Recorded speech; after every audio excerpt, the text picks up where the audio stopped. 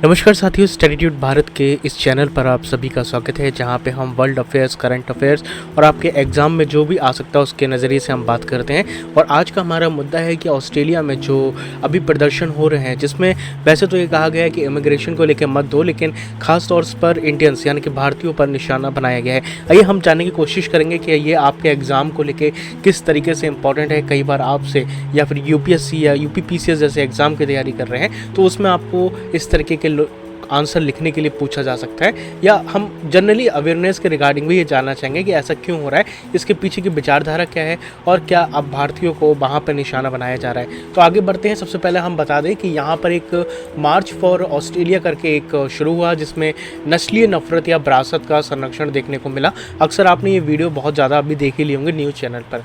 तो दोस्तों हुआ क्या, देखिए मैं आपको कारण बता देता हूँ। हाल ही में सिडनी, मेलबर्न और ऑस्ट्रेलिया के बहुत बड़े बड़े शहरों में एक मार्च फॉर ऑस्ट्रेलिया नाम से एक आंदोलन शुरू हुआ। इसमें विरोध किया गया कि जिसमें सिडनी में लगभग 8,000 लोग शामिल हुए थे और इनका एक ही मुख्य नारा था कि जो माइग्रेशन हो रहा है, जो हमारी कम्युनिटी को, रिश्तों को तोड़ रहा है। और हैरानी की बात यह है कि इस नारे पर सीधा आरोप भारतीय प्रवासियों पर लगाया गया। अभी हम ये बात करेंगे कि भारतीय प्रवासियों पर क्यों लगाया है, क्योंकि उसके पीछे तो कुछ ना कुछ वजह होनी चाहिए। और जबकि सिर्फ भारतीय तो वहाँ रह नहीं रहे, लेकिन सिर्फ भारतीयों को ही निशाना क्यों बनाया जा रहा है। देखिए अभी आपको सब समझ में आएगा। बाहर से इस आंदोलन को ऑस्ट्रेलियन हेरिटेज बचाने के लिए प्रस्तुत किया गया है, लेकिन इसके पीछे वाइट हेरिटेज और नस्ली श्रेष्ठता को बढ़ावा देने का छुपा हुआ एजेंडा है। तो बेसिकली ये जो प्रदर्शन हो रहे हैं, ये जो गोरे और जो आप समझ सकते हैं ना, उसी के पीछे की सच्चाई काफ़ी दिख रही है। और अगर हम इसके नेतृत्व और विचारधारा को देखें तो सिडनी में इस रैली का नेतृत्व जो है वह बैक फ्रीडम नामक एक महिला ने किया, और जबकि मेलबर्न में न्यू नाजी संगठन, आप समझ ही सकते हैं कि जो नाजी है, जो जर्मनी सोच थी, वो किस तरीके की थी, है ना। तो उसी सोच को लेकर ही ये लोग आगे बढ़ रहे हैं। और इस बात से संकेत है कि ये आंदोलन नस्लीय नफरत फैलाने वाले समूह से गहराई से जुड़ा हुआ है। तो सिर्फ यहाँ पर इमिग्रेशन की बात नहीं है, यहाँ पे सिर्फ ये नहीं है कि आप नागरिकता बाहर के लोगों को दे रहे हो, बात यहाँ पे नस्ल भेद की है, जो कि हमने इसके अंदर जाना है ना। और अब हम बात करते हैं कि भारतीयों को निशाना क्यों बनाया जा रहा है, इसकी असली समस्या क्या है। देखो पिछले 10 सालों में ऑस्ट्रेलिया में भारतीयों की संख्या 2 गुनी हो गई है, ठीक है।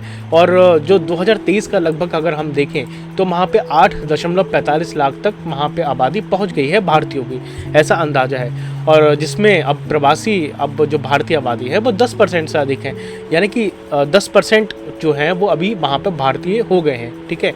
और उनकी जनसंख्या का जो पूरी टोटल जनसंख्या देखें तो उसमें लगभग 3% का हिस्सा उनका आता है।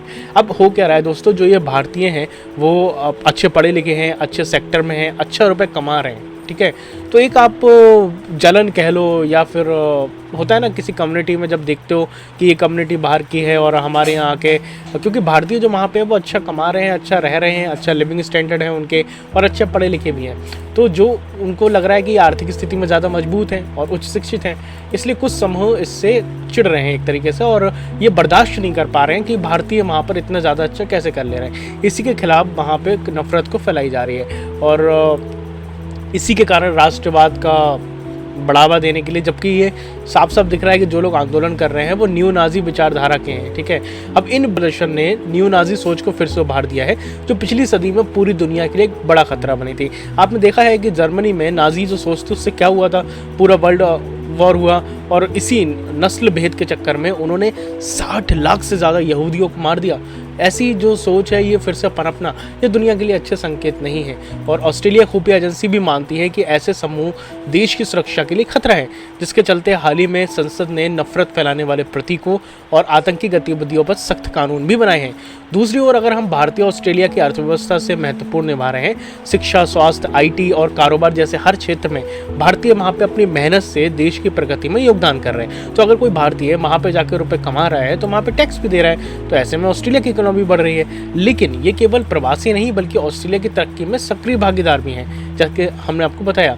और इतिहास में हमें यही दर्शाता है कि पहले ग्रीक और इटालियन प्रवासियों को भी यहाँ पर ऐसे निराधार आरोपों का सामना करना पड़ा है। तो ऐसा नहीं है कि भारतीयों को ही सिर्फ ये झेलना पड़ रहा है, इससे पहले ग्रीक और इटालियन प्रवासी थे, उनको भी ये सब देखने को मिला था। और अगर हम ऑस्ट्रेलिया की वास्तविक समस्याएं देखें तो अभी ऑस्ट्रेलिया वर्तमान में 4 बड़े संकटों से जूझ रहा है। एक तो मकान और किराए की बढ़ती कीमतें बढ़ रही हैं। अब वो कह रहा है कि जब ऑस्ट्रेलिया में से भारतीय नहीं बाहर के लोग भी आ रहे हैं तो वो अपने साथ अच्छी शिक्षा ला रहे हैं, रोजगार रोज़गार यहाँ पे करने आ रहे हैं, तो सीधी सी बात है कि वहाँ पे मकानों किराए की कीमतें बढ़ती आ रही हैं। जलवायु परिवर्तन के भी गंभीर प्रभाव वहाँ पर हैं ऑस्ट्रेलिया में, और लैंगिक असमानता की भी गहरी जड़ें होने लगी हैं, और बढ़ती आर्थिक असुरक्षा, क्योंकि पूरी दुनिया इकोनॉमिकली मजबूत हो रही है और ऐसे में आपको पता है कि चुनौतियाँ बन रही हैं। तो इसलिए ये पूरा सार था। अगर आप किसी भी एग्ज़ाम की तैयारी करते हैं, नॉर्मल जनरल अवेयरनेस के लिए जानना चाहते थे, तो मैंने आपको इसमें बताने की कोशिश करी है। आप इस चैनल को सब्सक्राइब कर सकते हैं दोस्तों, और टेलीग्राम चैनल को हमारे ज्वाइन कर लीजिएगा, क्योंकि अगर आप किसी भी एग्ज़ाम की तैयारी कर रहे हैं, कोई सूचना चाहते हैं, तो आपको वहाँ सबसे पहले मिलेगी। अपना और अपनों का बहुत ज़्यादा ध्यान रखिएगा। जय हिंद, वंदे मातरम।